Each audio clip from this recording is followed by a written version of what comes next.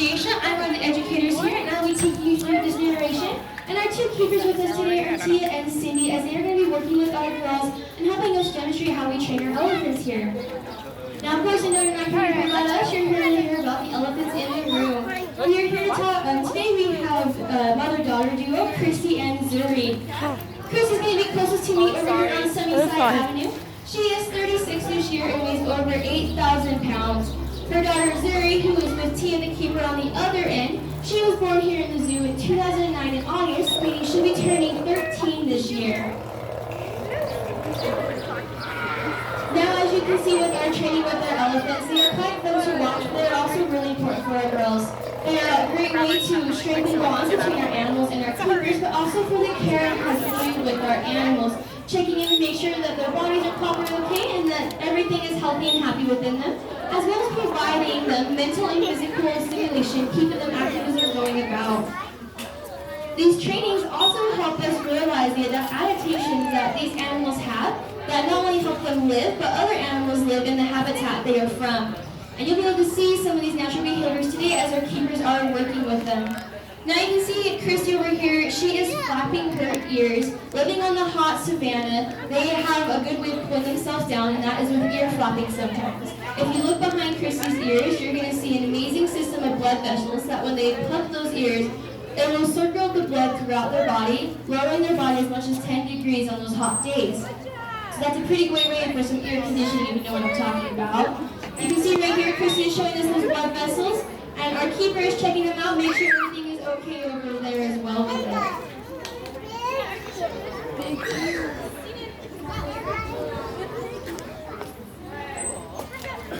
Now, speaking of those air conditionings, other ways that the elephants can cool themselves down is with water. You might see them toss the water over their head along with mud. That is a great way that they can get stuff onto their back to cool themselves down. Because believe it or not, that wrinkly skin is very sensitive to sunburn and bug bites. And so that mud acts as a great way of sunscreen and bug repellent, because they can't just stroll into a Walmart and grab it like we can. And so they will use that mud as a way to protect themselves with it. Other forms of things that you might see our keepers do.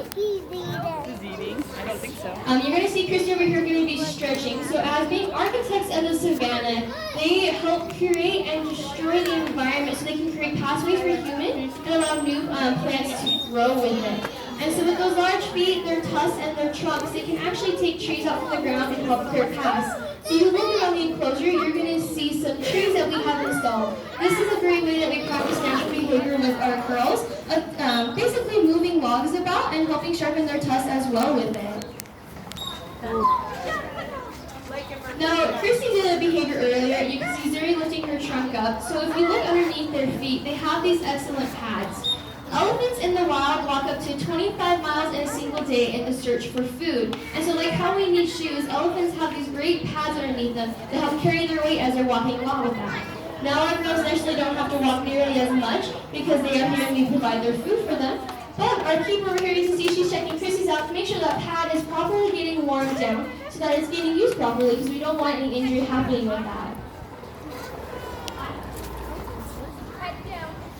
You can see Zuri is practicing a good behavior of tossing dirt onto herself, and she's getting low. That is a good behavior that you can see of them helping uncover water from the ground. So that will create what we call mud wallow and water trenches that rhinos and warthogs and crocodiles love using. Water hollows can get so big that crocodiles can use them for shelter. And mud wallows, rhinos and warthogs, you can see them rolling all the way through it. And so Zuri was representing a good behavior of practicing that.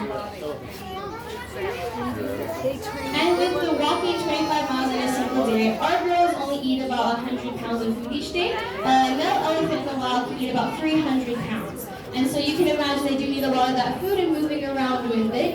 And so you can see our keepers here. Each time elephants do a behavior that the keepers want, they're rewarded with a yummy treat. All our animals here, we do what we call a positive reinforcement. And so each time they complete that behavior, we will do a bridging noise, and then we'll reward them with that behavior. If they don't complete it, that's okay. We'll keep on trying, because those treats are much like dessert. This is how we get extra treats for ourselves as well. And so you can see Zuri was blowing her trunk over here. The trunks actually have no bones in them. There's going to be up to 40,000 muscles within those trunks. So that's a great way for them to take down trees as well as picking up. And they are excellent swimmers, and so those trunks as well will be good snorkelers. And you can see both Christy and Zuri are practicing good processes with their trunks of picking up balls, much how like they could pick up logs and move them around in the wild with it. And with this training today, you're going to see our keepers a lot of hands-on with their animals. That's how we work with them. But we also have a form of protected contact. So there's always going to be a barrier between our animals and our keepers, just for the safety of both of us. And so earlier you can see Christy was getting up to the fence and the keeper was filling her about. And Christy was voluntarily choosing for this to happen as she is rewarded with those treats. And so both Christy and Zuri are actively choosing right now to be a part of this training to help demonstrate how they are architects of the savannah. They know to open their mouth right after they do what they're supposed to. Like treat. But I did give me treats. Just like the puppies. So you can see right here, this is where that barrier, where that hands-on contact comes in with the keeper. Christy is getting right there against that barrier, and the keeper is filling about. Make sure that her skin is okay and that there's no cuts or abrasions that we need to be aware of for her.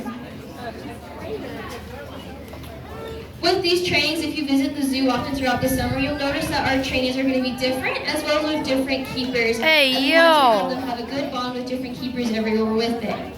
And these trainings, we want to keep them basically on their toes in a sense, because we want to keep them actively and mentally stimulated, just because in the wild they would encounter different things. And so these trainings will replicate that same thing, as well as making sure that they are healthy and happy and doing well.